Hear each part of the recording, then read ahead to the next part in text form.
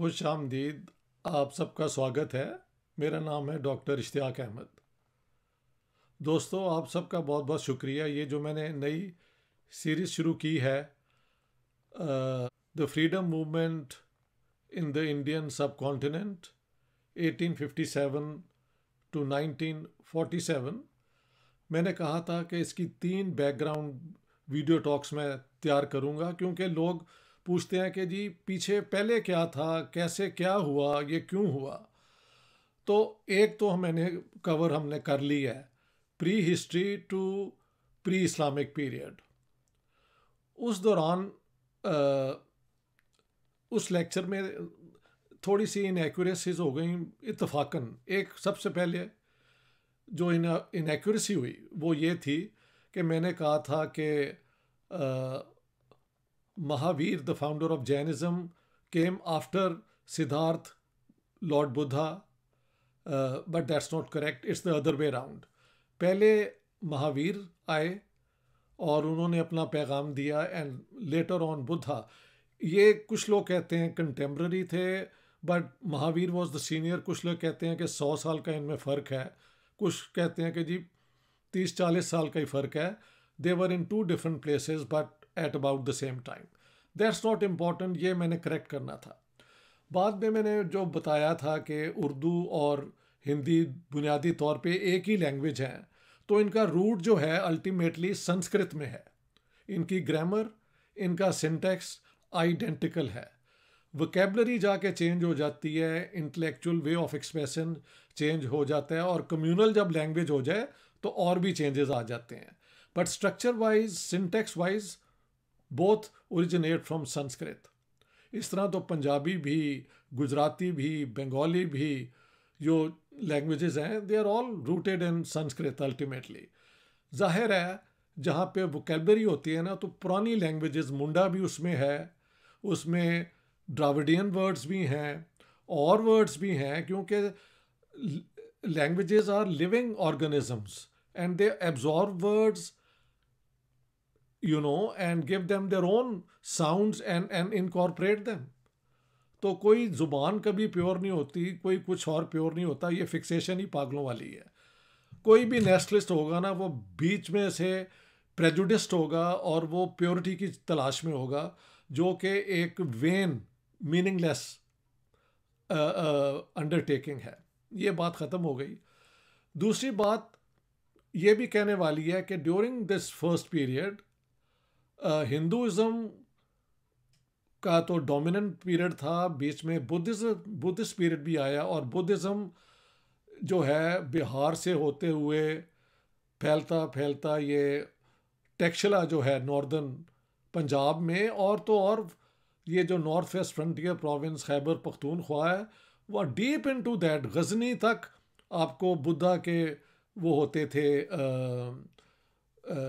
Statues, जो इन्होंने तालिबान ने गिरा दिए थे और हमने उसका बड़ा दुख किया था। हाँ जी, तो यहाँ पे बुद्धिस्ट सिविलाइजेशन भी थी। अब हम आ जाते हैं इस्लाम इन इंडिया। ये बड़ा, मेरे ख्याल से सबसे सेंसिटिव टॉपिक यही है, हाउ टू एक्सप्लेन दिस। देखें, जिस चीज़ के मैं ख़िलाफ़ हूँ वो है किसी चीज़ को ब्लैक एंड वाइट कर देना, आइडियोलॉजिकली देखना। हाँ जी, we are all good, others are all bad and vice versa. ये एक childish, under developed, infantile attitude है। ज़िंदगी भी एक मिक्स होती है अच्छे एक्सपीरियंसेस का, बुरे एक्सपीरियंसेस का, और हिस्ट्री तो is full of that. Survival is the main thing. कैसे एक दूसरे के साथ एडवर्सियल पोजीशन, यानी जहाँ पे आप कमज़ोर हों, या स्ट्रॉन्ग पोजीशन जब आप डोमिनेट करते हो, हर जगह पे एडजस्टमेंट होती है। तो इस अप्रोच से हम देखना चाहते हैं कि इस्लाम का आना हिंदुस्तान में क्या था। ज़ाहिर है द फाउंडर ऑफ इस्लाम हज़रत मोहम्मद के he died in 632 after the Christian, ये जो क्रिश्चियन ईरा की जो है ना, और उसी ज़माने में कहा जाता है कि जो एक अरब मुस्लिम कम्युनिटी साउथ इंडिया में सेटल हो गई। ये वो लोग थे जो शायद इस्लाम से पहले भी साउथ ईस्ट एशिया आया करते थे, बोट्स में, शिप्स में ट्रेड होती थी। श्रीलंका, वेस्टर्न कोस्ट जो है सब कॉन्टिनेंट का, वहाँ से होते हुए इंडिया का, सिंध से, इधर उधर से होते हुए कराची के इर्द गिर्द ये अरेबिया जाते थे। फिर ये इस्लाम आ गया तो एक उनमें से कम्युनिटी जो है साउथ इंडिया में सेटल हो गई, जो बेसिकली ट्रेडर्स की थी। उन्होंने वहाँ ही शादियाँ की और एक मुसलमानों की कम्युनिटी वहाँ पे इस्टेब्लिश हो गई। दूसरा एंट्री इस्लाम का हुआ है 711 712 विंटर वाली बात है, आफ्टर द क्रिश्चियन ईरा, ठीक है ना, आफ्टर क्राइस्ट कहना चाहिए, ईरा क्रिश्चियन ईरा के आफ्टर तो ना हुआ यार, समझ लें आप, खैर यू अंडरस्टैंड, आफ्टर क्राइस्ट वाला जो पीरियड है। रसूल अल्लाह डाइज 632, तो ये है 711, so shortly about, not very long after he died. By that time जो थी ना खिलाफत यानी पॉलिटिकल लीडरशिप मुसलमानों की, वो Banu Umayya which was one of the tribes of Arabia, वो ट्राइब होली प्रॉफिट की हाशमी थी, हाशिम थी, ये वो थे। तो खैर उनकी हुकूमत कायम हो गई और उन्होंने मोहम्मद बिन कासिम को भेजा था यहाँ पे। क्यों भेजा था?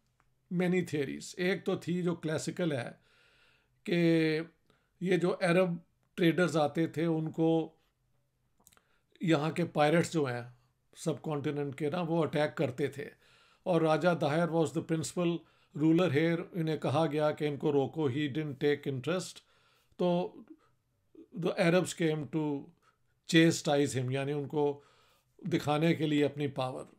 दूसरा है कि मेरे ख्याल से जो ज़्यादा रीज़नेबल है कि ये एक एक्सपेंडिंग एम्पायर थी और ये नॉर्थ अफ्रीका में भी गए, ये स्पेन में भी गए, ये सेंट्रल एशिया में भी गए, तो यहाँ पे भी आ गए होंगे अपनी हुकूमत कायम करने के लिए। एक और थियरी है कि कुछ लोग अरब ही जो इन बनु मैया के अपोनेंट्स थे, उन्होंने यहाँ पे पनाह ले ली थी तो उनके पीछे आए थे। That theory is very popular और कुछ लोग उसको बहुत प्रमोट करते हैं। I am not dismissing it, I don't think that was such an important thing, क्योंकि जो भाग गया और आपके लिए थ्रेट नहीं है, उसको परसू करने के लिए तो आप इतना दूर नहीं आते। Mohammad bin Qasim must have heard कि यहाँ पे दौलत है और यहाँ पे भी हमारी हुकूमत हो सकती है, तो वाई नॉट। खैर Raja Dahir fought him and was defeated. कहा जाता है मोहम्मद बिन कासिम ने यहाँ से औरतें, दौलत ये भेजी अरेबिया। मोहम्मद बिन कासिम ने दमिश्क में होती थी उसका caliphate, the capital of the Islamic world. वहाँ लिखा कि भाई यहाँ पे जो अब हमारे सब्जेक्ट पीपल हैं वो तो हिंदू हैं या बुद्धिस्ट हैं, और कुरान के अंदर जो है वो एक वर्स है कि the people of the book, यानी जिनका जिक्र कुरान शरीफ के अंदर है, यानी ज्यूज़ का और क्रिश्चियंस का, और एक और ग्रुप है सेबियंस, ये मुसलमानों की हुकूमत के तहत रह सकते हैं अगर ये प्रोटेक्शन टैक्स जजिया दे दें, या ये कन्वर्ट होकर मुसलमान हो जाएं, या फिर ये जंग फेस करें और दैट्स वन चॉइस, या ये वो वहाँ से भाग जाएं। तो इस किस्म की वो लॉज हैं इस्लामिक। अब ये यहाँ पे तो हिंदू थे या बुद्धिस्ट थे, व्हाट टू डू? तो वहाँ के जो स्कॉलर्स थे उन्होंने जो रूलिंग दी वो बड़ी इंटरेस्टिंग है। उन्होंने कहा कि थ्रू एनालॉजी उसे कहा जाता है, इस्लामिक लॉ का प्रिंसिपल है, कयास उसे कहते हैं, कि आप एक पर्टिकुलर जो कुरानिक वर्स है उसको वहाँ से इन्फर करें एक और जनरल रूल। तो वो रूल ये बना कि ये हिंदू और बुद्धिस्ट भी जो है ना, अगर ये आपको जजिया देते जाते हैं और तो ठीक है, उनको अपना मज़हब रखने दें, उनको अपनी रिलीजियस इंस्टीट्यूशंस कायम रखने दें। हाँ, वो अगर कन्वर्ट होकर मुसलमान हो जाएं तो दैट्स ऑल्सो ऑल वेलकम। तो इस किस्म की रूलिंग आई और that became the basis of Muslim rule in India. अरब, और ये अरब जो हैं ये आगे बढ़ के तो ये मुल्तान तक आ गए। लेकिन इजिप्ट से एक और कैलिफेट सी, जो वहाँ से कुछ लोग आए, I think in the 12th century, और ये थे इस्माइली, शिया सेक्ट। ये जो बाकी मुसलमान थे साउथ इंडिया के और मोहम्मद बिन कासिम, इन सबको सुन्नी आप समझ सकते हैं। ये एक शिया सेक्ट था, माइनर सेक्ट, जो हुकूमत करता था इजिप्ट में। वो लोग आए और उन्होंने हुकूमत मुल्तान में कायम की, क्योंकि Muhammad bin Qasim was brought back and he was brutally punished and killed by the new caliph at Damascus. और तो इस्माइलियों की हुकूमत हुई। वहाँ पे एक होता था सन टेम्पल, बड़ा मशहूर टेम्पल था हिंदुओं का, जो कि इस्माइलियों ने डिस्ट्रॉय किया था। लेकिन इस्माइलियों के खिलाफ फिर in pursuit of the Ismailis came Mahmud of Ghazni. Ghazni is a small town in Afghanistan. This man organized an army. उस ज़माने में इंडिया की दौलत बड़ी मशहूर थी, यहाँ के मंदिर बहुत मशहूर थे। This was a rich part of the world. और ये जो अफ़गानिस्तान है, और ये तो सारा पहाड़ी इलाका है, और कोई इतनी बारिश बुरिश भी नहीं होती, कोई इतनी एग्रीकल्चर नहीं होती। तो raiding fertile areas and plains was part of the old historical process. Now they came with an Islamic zeal also, जिहाद मानना पड़ेगा। अब यहाँ पे बड़ा इंटरेस्टिंग है, अटल बिहारी, श्री अटल बिहारी वाजपेयी जो हैं, जब प्राइम मिनिस्टर थे, तो उनकी ये वीडियो है, आप सब देख लें, क्योंकि कई चीज़ें जो है ना, मेरे बजाय किसी और को भी आप सुने वो क्या कहते हैं। वो कहते हैं कि मैं पहली दफ़ा जब अफ़गानिस्तान गया एज ए गेस्ट, तो मैंने कहा कि यार मैंने गज़नी ज़रूर देखना है। उन्होंने कहा जी गज़नी तो एक छोटा सा, वो क्या कहते हैं, गांव टाइप है ना, वहाँ पे कोई 5 स्टार होटल है, हम we will not be able to take care of you. वो क्यों आप देखना चाहते हैं? कहते हैं नहीं, I want to go there and see के who was this Mahmud of Ghazni. He came and saw that. और फिर वो जो बात करना चाहते हैं वो बड़ी इंटरेस्टिंग है। उन्होंने कहा देखो, आई वॉज, दिल मेरा बड़ा दुखा कि ये वो आदमी है जिसने आके सोमनाथ को लूटा और कई दफ़ा अटैक किया, लेकिन आई वॉन्टेड टू अंडरस्टैंड कि हाउ कुड ही सक्सीड। तो वो उन्होंने कहा बात ये थी कि जब ये आर्मीज़ आई, तो यहाँ का जो रूल था ना कास्ट सिस्टम का, सिर्फ क्षत्रिय लड़ेंगे और बाकी लोग जो है उनकी तो ड्यूटी नहीं है ये रेजिस्टेंस, एक नेशनल रेजिस्टेंस में हिस्सा लेने का। तो यही हुआ। और फिर उन्होंने कहा हमने अपने सिस्टम के अंदर ऐसे रूल्स बनाए हुए थे कि वेदा जो हैं ये दलित नहीं सुन सकते, तो हमने तो अपने लोगों को अपने से दूर रखा। यानी हिंदू सेंस ऑफ कम्युनिटी नहीं बना। कास्ट बड़ी थी, जातियां हजारों थी, लेकिन एक जो होती है ना सेंस ऑफ सॉलिडेरिटी, जब रेजिस्टेंस होती है, वो नहीं थी। और ये पानीपत की जो जंगें हुई हैं into the 16th century and later, वहाँ पे भी रिकॉर्ड यही है कि जब जंग हो रही थी, हाँ जी, बाबर की, और आई थिंक पानीपत की जो जंग है with Ibrahim Lodi and later भी हुई है, तो जो पेजेंट हैं और जो बाकी लोग हैं वो अपना काम कर रहे हैं और जंगें, फौजें दोनों लड़ रही हैं, because the local people were not involve in a national resistance. Modern India ने इन चीज़ों को हल कर लिया है, मानना पड़ेगा, लेकिन तब ये नहीं था।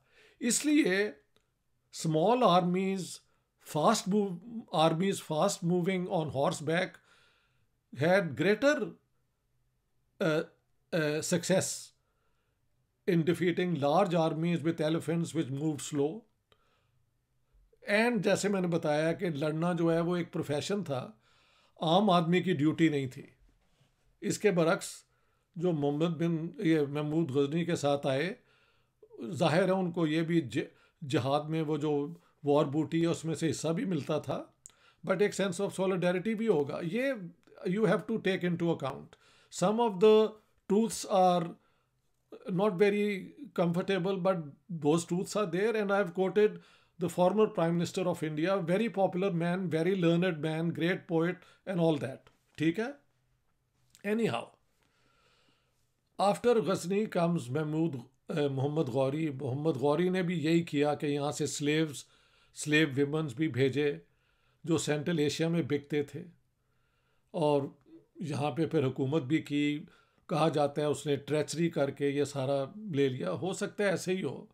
अलाउद्दीन खिलजी के ऊपर भी एक फिल्म मैंने देखी है कि how he captured the power, और राजपूत तो बड़े फ्रंट. ओके यार, हो सकता है ऐसे ही हो. I have no dispute with that. The fact remains कि ये लोग आए, डिफीट किया यहाँ की आर्मीज़ को, और उनकी हुकूमत चलती रही. मगर ये देखें आप, ये जो उन्हें कहा जाता है स्लेव डायनेस्टीज़, कुतुबुद्दीन ऐबक के बाद कई स्लेव डायनेस्टीज़ आई, और Ibrahim Lodi the last of the Afghan जो ये रूलर्स थे, उनको किसने डिफीट किया? Babur, who came from Fergana, and he was a Turk, Mughal Turk जिसे कहते हैं. तो एक मुस्लिम रूलर ऑफ इंडिया का एक एक्सटर्नल इन्वेडर के साथ भी झगड़ा हुआ. तो मुस्लिम फॉर मुस्लिम, और जिस तरह हिंदू महाराजे लड़ते थे, मुस्लिम के साथ भी लड़ते थे. मेरे ख्याल से this was all a matter of dominating, war बूटी, लूटिंग, एस्टेब्लिशिंग योर गवर्नमेंट. यही होता है दुनिया के अंदर. सारी बाकी दुनिया की हिस्ट्री यार देख लो, सब कॉन्टिनेंट के अंदर तो ये हुआ है. और ठीक है, मुसलमानों ने जुल्म भी किया, मंदिर भी तोड़े, लेकिन you explain to me why अंग्रेज़ों के आने के वक्त तक the total percentage of Muslims in India was less than 25%. I think closer to 20%. और इस 20% के अंदर एक कास्ट किस्म का स्ट्रक्चर था. इस 20% का अगर हम 100 कर दें तो 10% जो हैं वो अशराफिया थे, जिनके बड़े बाहर से आए हुए थे. वो तुर्क हो सकते हैं, वो अफ़गान पठान हो सकते हैं, वो ईरानी हो सकते हैं, और वो लोग जो कहते हैं कि हम सेंट्रल एशिया, और हमारे बुज़ुर्ग जो हैं वो अरेबिया से आए. ये वो सारे वो लोग हैं जो अपने आप को सुपीरियर समझते थे. बाकी लोग जो कन्वर्ट हुए उनका भी पैटर्न ये है. मसलन नॉर्थ वेस्टर्न इंडिया में जो पेजेंट कास्ट थी, ट्राइब्स थी कहना चाहिए, उन्होंने देखा कि रूल तो अब यहाँ पे मुसलमानों का है. महमूद गजनी का रूल पंजाब लाहौर में तो 11वीं सेंचुरी में हो गया था. सो स्लोली कन्वर्शंस हो गई होंगी कि रूल तो मुसलमानों का है, तो वाई नॉट. तो ये लोग कन्वर्ट हो गए, not necessarily all getting attracted to the message of equality of Islam as some people say, but just convenience. अपनी ज़मीनें बचाना, अपने आप को बचाने के लिए कुछ लोग सूफियों के हाथों पे भी मुसलमान हुए. अलबत्ता ये फैक्ट है कि जब Akbar came to Lahore and rule for about 14-13 years, तब ज़्यादा यहाँ की जो लोकल ट्राइब्स हैं वो उन्होंने कन्वर्ट होना शुरू हुआ. लेकिन आप देखें पंजाब के अंदर at the end of the 19th century अभी तक मेजॉरिटी जो थी हिंदू थी पंजाब की. ये तो 20th सेंचुरी में और या 19th सेंचुरी में जाके जब अंग्रेज़ आए हैं तो ये कन्वर्शंस हुई हैं इस्लाम में ज़रा ज़्यादा, लेकिन ज़्यादातर लोग सिखिज़म में गए. अच्छा देखें, मुस्लिम रूलर आए, उन्होंने क्या किया? उन्होंने अलायंसेस बनाए. यहाँ पे रूल करने के लिए उन्होंने इंडियन स्कॉलर्स को साथ भी लिया, संस्कृत के स्कॉलर्स को लिया, पर्शियन स्कॉलर्स को लिया, उनकी डिस्कशंस करवाई. अकबर ने तो एक नई रिलीजन भी कोशिश की फॉर्म करने की.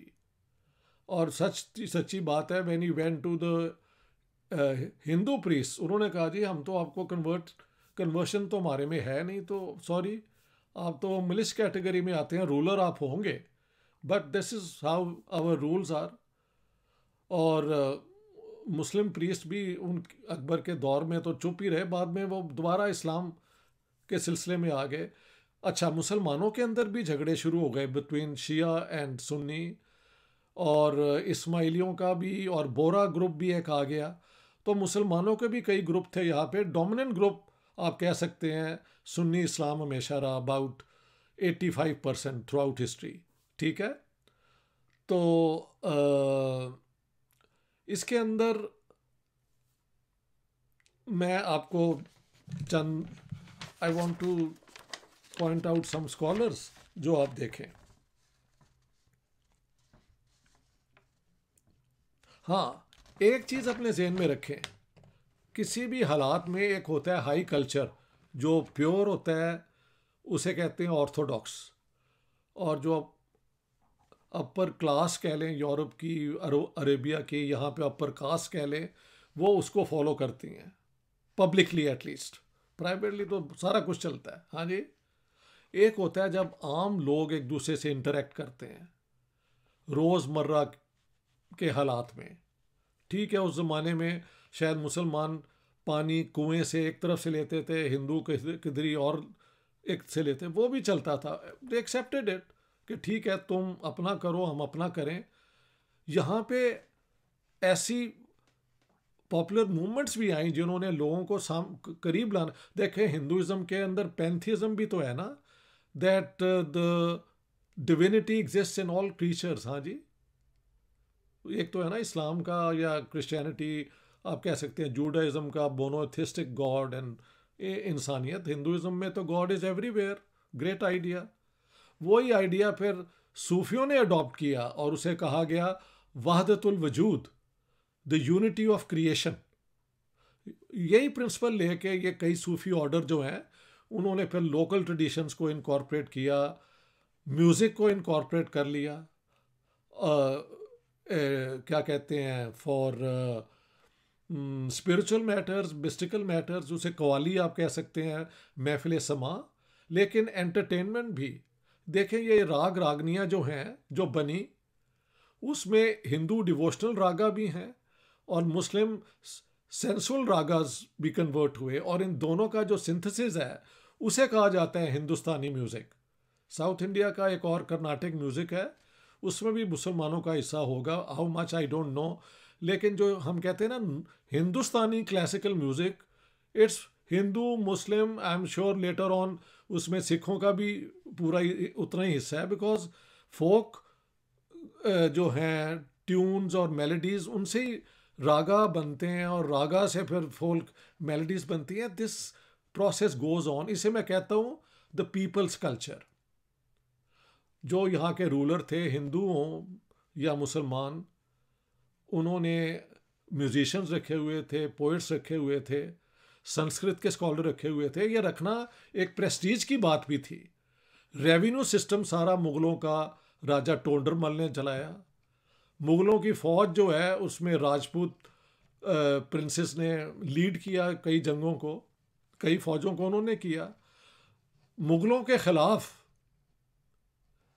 ये जो है सूरी पठान जो हैं लड़े हैं हिंदू महाराजों की जगह पे, और तो और औरंगज़ेब के ख़िलाफ़ जब शिवाजी ने वो किया अपना, तो उसके जो थे अपना जनरल थे वो मुसलमान थे।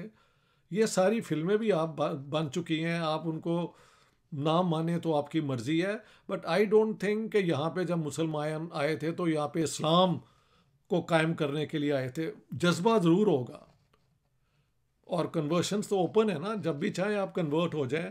कई ब्राह्मण भी कन्वर्ट हुए, क्षत्रिय भी हुए, by and large lower orders के लोग ही हुए, क्योंकि अगर आप इक्वल ट्रीटमेंट नहीं देते तो कंपैरेटिवली कोई और दे रहा है और वो आपको प्रोटेक्शन भी दे रहा है because the state is under that persons domain, तो यू गेट कन्वर्टेड। ये सारी एक मिक्स्ड होती है जिसको हम जब बैठते हैं तो ब्लैक एंड वाइट में, गुड एंड बैड में कन्वर्ट कर देते हैं। At all stages you will find these things happening. मेरे दोस्त हैं प्रोफेसर हरबंस मुखिया, वो मुग़ल पीरियड के बहुत बड़े स्कॉलर हैं, आप उनकी किताबें देख लें। उन्होंने भी कहा है कि ठीक है एक मुग़ल कल्चर था, कोर्ट कल्चर था, लेकिन मुसलमानों को साथ कैरी करना और उनको स्टेट के अंदर इंक्लूड करना। और तो और अभी एक प्रोफेसर हैं डॉक्टर ऑड्रे ट्रस्के, उनकी 3-4 किताबें आई हैं। She is the famous scholar of Sanskrit and Persian at the same time. She says कि ऐसे बिल्कुल नहीं है कि मुसलमानों ने हिंदुओं को अपने साथ नहीं लिया, बल्कि साथ लेके और संस्कृत और हिंदू सोच के लोगों को अपने सिस्टम में एकोमोडेट करके उन्होंने यहाँ पे रूल किया है। और तो और Aurangzeb, she says, and I've read it previously, had more Hindus serving the Mughal state than even Akbar. So all this shows what? Plus, if only 20% converted to Islam, तो अगर तो इस्लाम इतना ही टेरेबल होता तो फिर कोई हिंदू ना रहता, या हिंदुओं की ऐसी रेजिस्टेंस होती कि यहाँ से इस्लाम गायब हो जाता। दोनों चीज़ें नहीं हुई। हिंदू मेजॉरिटी रही, मुसलमान रूल भी रहा, लेकिन माइनॉरिटी भी रही, क्योंकि जो यहाँ की अशराफिया थे उनकी तो मौजें ही मौजें थी और उन्होंने खूब यहाँ पे हुकूमत की। लोग जो मुसलमान कन्वर्ट हो गए वो वही करते रहे जो वो उससे पहले करते थे, कल्टीवेटर्स थे या वो कारीगर थे। और दलित्स को तो फिर सब ने एक्सप्लॉइट किया, मुसलमानों ने भी किया ये। अच्छा, यहाँ पे अब एक हम देखते हैं कौन सी ऐसी मूवमेंट्स आई जो सिंथेसिस वाली हैं। हाँ जी, भक्ति मूवमेंट, जिनमें एक नाम जो है कबीर, जो है apparently he was raised as a Muslim and he was a Muslim और वट एवर, उनके आप दोहे देख लें। उसके बाद गोरखनाथी जोगी जो हैं उनके आप देख लें, वो भी मोनोथिज्म में और कास्ट सिस्टम से भागते थे। और हीर रांझा अगर आपने फिल्में देखी हैं तो at one moment on one occasion Ranjha जो है वो तंग आके सारा कुछ छोड़ के ही बिकम्स गोरखनाथ जोगी। वो कैसे हो सकता था? उस जमाने में ये एक फ्लूइड एक दूसरे के साथ मिल जाना, ये पॉपुलर कल्चर क्या कहा जाता है। हाँ जी। और उसके बाद फिर the great man of Punjab, Nanak Dev, Guru Nanak, इनकी पैदाइश होती है। And as a young man वो बाबर को चैलेंज करते हैं कि ये तुम क्यों इतना जुल्म कर रहे हो। He is a dairying man. उनके साथ मुसलमान भी हैं, हिंदू भी हैं। ही गोज़ अराउंड सारे इंडिया में, बाहर भी शायद। अब तो भाई पूरी उनकी एक लेजेंड बना के कई चीज़ें ऐड भी हो गई हैं। हिस्टोरिकल फैक्ट्स में भी are different, but anyhow he was a very widely travel man, a man with a great vision. उन्होंने इंसानियत को यही कोशिश की कि ये मिलके किसी तरीके से रहें। देखें, जो सबसे पहली किताब है ना सिखिज्म पे, by Cunningham, it says Sikhism a sect of Islam. Why? Because Sikhism में भी, अर्ली सिखिज्म में इस्लामिक फीचर्स आ गए थे कि एक परमात्मा है और वो ही है, यही मोनोथिज्म है। हाँ, उधर सिखिज्म के अंदर साइकिल ऑफ बर्थ कंटिन्यूस, हाँ जी, with a different explanation, but ultimately Moshka and then you leave and all that you know better than me. What I'm trying to say, Sikhism के दौरान जो है फिर पहले ये पीसफुल था। जब गुरु नानक ने अपना मिशन शुरू किया तो वहाँ के मुस्लिम राजपूत जो थे, राय भुल्लर, उन्होंने उनकी मदद की। फिर गुरु अर्जन को, फोर्थ गुरु थे शायद, उनको अकबर ने ज़मीनें दी। बाद में झगड़े शुरू हो गए जब Guru Arjan, I think, supported either the son or the brother of Akbar या जहांगीर, one of these, हाँ जी, जहांगीर का probably। तो झगड़े शुरू हो गए। और ऐसे ही होता है, when power is challenged then your friendship becomes into enmity and whatever। तो बाद के फिर जो गुरु हैं उनको परसिक्यूट भी किया गया।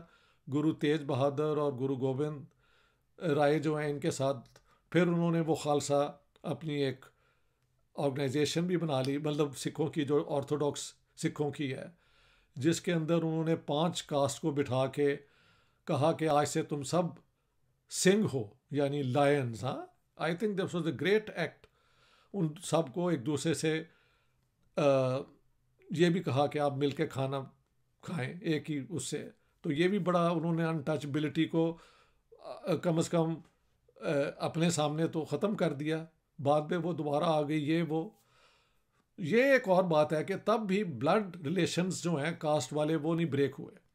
हाँ, untouchability in sitting and eating together was rejected by the gurus. बल्कि लंगर जो आज हम देख रहे हैं कि ये जब फार्मर मूवमेंट्स हो रही हैं तो सिखों की खिदमत कितनी दुनिया में उसकी तारीफ हो रही है. तो सिखिज़म का एक बहुत कंट्रीब्यूशन है. कुछ लोगों का ख्याल है कि सिखिज़म के आने से जो यहाँ पे इस्लाम बहुत फैल रहा था वो रुक गया, बल्कि एक Hinduism was saved by this. ये एक थियरी मैंने सिखों से भी सुनी है और कुछ हिंदुओं से भी सुनी. There are many theories about it. What are the facts? Islam remained a minority religion, although Muslims were the dominant rulers of northern India, northwestern India, even Bengal. And that was, अगर सारों को convert करते तो फिर तो बहुत जुल्म था. जजिया वो मिलता रहा, जजिया बीच में से रिमूव भी हो गया, लोग बहुत खुश थे. फिर जब दोबारा इम्पोज हुआ तो उस पर लोगों ने रेजिस्ट किया. Aurangzeb is the last great emperor. He expanded his empire. और अब ये भी देखें, before we end here, Shashi Tharoor ने और इन्होंने कहा है कि व्हेन द ब्रिटिश केम और द यूरोपियंस केम तो इंडिया की 27% शेयर थी वर्ल्ड इकॉनमी में. यहाँ से ट्रेड बाहर जाती थी, चीज़ें जाती थी. India was an exporting country. But then wasn't that the period when the Muslims were ruling India? तो वो इतना ऑप्रेसिव तो नहीं ना हो सकता. आप देखें, सारा revenue system dominated by Hindus. They were good at maths, good at keeping records. तो ये मिलजुल के इसे कहते हैं कि you incorporate different segments of society in order to establish your rule. हुकूमत, हाँ, जो फनेटिक होते हैं या आइडियोलॉजिकली ड्रिवन होते हैं उनकी बात छोड़ दें, वो भी हैं, उनके रिकॉर्ड मिल जाएंगे. But by and large the ruler wants obedience, wants the taxes to come in, और वो फिर हर एक को अपने साथ लेके चलते हैं. और हिंदुओं ने भी उनका साथ दिया और सिखों के साथ अच्छे तलक भी रहे, बाद में ख़राब भी हो गए. All this is a mix of different things. तो I would like to end here कि ये इस्लाम का यहाँ पे पीरियड है कि एक मिशनरी रिलीजन है, लेकिन 20% से ज़्यादा नहीं बढ़ सके फॉर वट एवर रीजन्स. और एक है कि वो एक्सेप्ट ही नहीं करते किसी को बाहर को. हालांकि अकबर इवन ट्राइड के ठीक है, हम we should form a religion, जो हो ही इंडियन, नहीं होने दिया. तो ये हर जगह से रेजिस्टेंस भी आई. लेकिन that is how I would describe the period of Islam in the Indian subcontinent. It's not a story only of gross injustice inflicted by the Muslims. That's not true.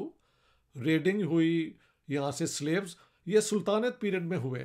बाद में जब मुग़ल यहाँ आ गए तो उनकी तो सारी यहाँ पे ही एस्टेब्लिश हो गए ना. सेंट्रल एशिया से उनके जो लिंक्स थे वो उस तरह नहीं रहे. तो अर्ली पीरियड में ये ज़्यादा हुआ है, बाद में कम होता गया. ये सारी चीज़ें मैंने अब आपके सामने रख दी हैं. How you look on that period is all up to you. तो until then, all the very best. Thank you very much.